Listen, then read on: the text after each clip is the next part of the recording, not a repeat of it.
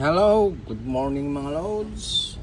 For today's video, mag-experiment tayo nito. Itong ating dynamo, kung ilang amperahe ang kanyang nagagamit. Ngayon, naggawa ako ng supply ko para matest natin yung ating amperahe. Gagamitan natin ng alternating current charger to 20, paglabas 12 volts. Tapos ang gagawin natin, siset up na natin to sa amperes.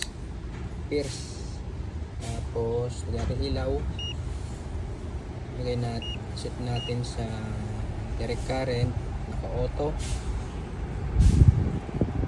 Yung ating test lead na red nakalagay sa negative. Ayan, negative. Nakakonect dito sa negative, papunta dito, paglabas dito.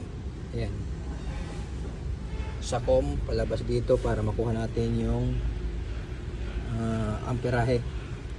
Okay, so i-on ko muna tong ating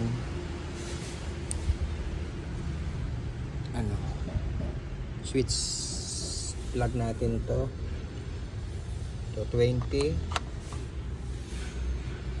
Tapos yung test lead ng natin dito natin lalagay sa negative, dito papunta na dito sa motor. Ayan na.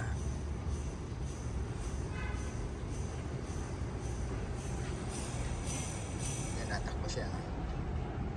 So ilalagay ko ulit.